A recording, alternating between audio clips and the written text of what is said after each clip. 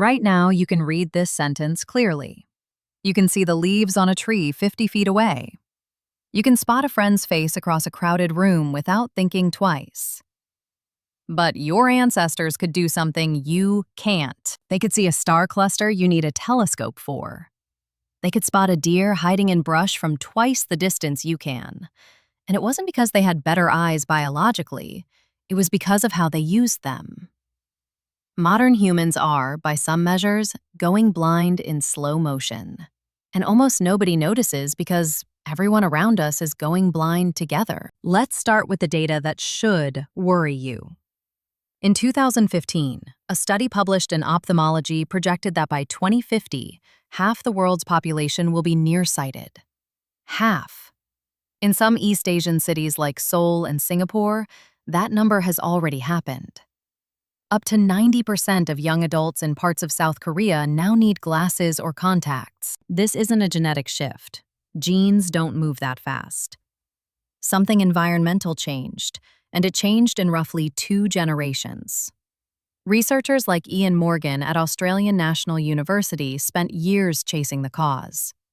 His answer surprised a lot of people. It wasn't reading. It wasn't screens. Not directly. It was something simpler. Time spent outdoors in bright light. Here's the mechanism. Your eye grows throughout childhood, and it's supposed to stop growing at the exact length where light focuses perfectly on your retina.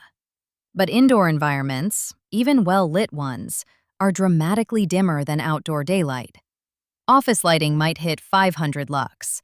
An overcast day outside is 1,000 lux. Direct sunlight can hit 100,000 lux. Bright light triggers your retina to release dopamine, and that dopamine signals your eye to stop elongating at the right point. Without enough bright light exposure, especially in childhood, the eyeball keeps growing past where it should. The image starts focusing in front of the retina instead of on it. That's myopia. Nearsightedness, a structural deformation of the eyeball caused by light starvation. Your ancestors spent 12 hours a day outside. You spend, on average, less than 2. But there's a second piece to this, and it's about how we actually use our eyes, not just how much light hits them. Anthropologists studying hunter-gatherer groups, including work done with the Hadza of Tanzania and Aboriginal Australian communities, found something remarkable about visual acuity. Some of these groups test at 20/10 vision or better.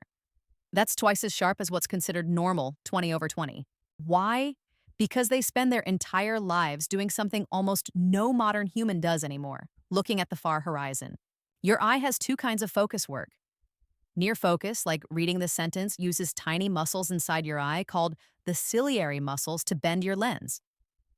Far focus, looking at something a mile away, relaxes those muscles almost completely. For nearly all of human history, people split their visual attention between both, constantly.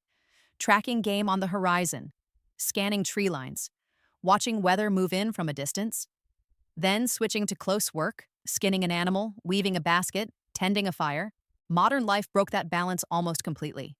The average person now spends over 7 hours a day looking at something within arm's length, a phone, a laptop, a book. Your ciliary muscles are locked in near-focus mode almost permanently.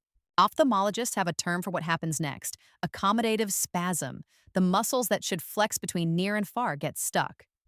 Over years, in children especially, this isn't just eye strain. It physically reshapes the eyeball, the same elongation that causes myopia.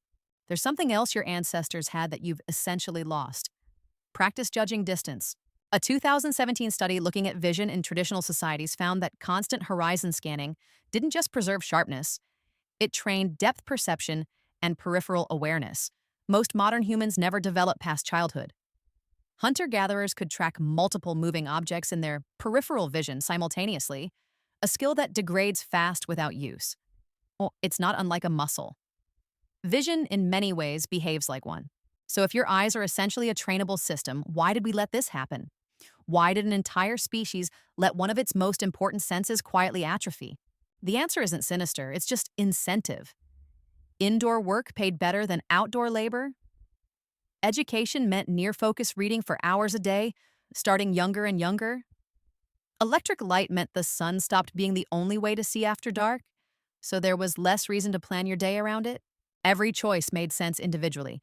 Collectively, they rewired how an entire species uses its eyes within the span of a few generations, faster than evolution could ever respond to. Here's where it gets stranger. Some researchers think this might be a preview of something bigger, not just about eyesight, but about what happens when a species removes the exact pressures that shaped its body in the first place. Your eyes didn't evolve to read screens. They evolved to scan grasslands for predators and track prey across open distance. When you remove that pressure entirely and replace it with 12 hours of near-focus light from a phone, the eye doesn't know what to do with that. It just degrades toward whatever its current inputs demand. And this isn't only happening to your eyes, it's a pattern playing out across your whole body, just slower and quieter elsewhere. Use it the way it evolved to be used, or it adapts toward whatever you're actually doing, even if that means becoming worse at the thing it was built for. So the next time you put on your glasses or squint at something far away that should be obvious, understand what you're actually looking at. Not a flaw in your design, a body responding exactly the way it was always going to respond to a world it never evolved for. Your ancestors didn't have sharper eyes because they were better humans. They had sharper eyes because the world demanded it of them every single day, and their bodies simply answered. Yours is still listening. It's just been asked a different question for the last 100 years, and it answered that one too.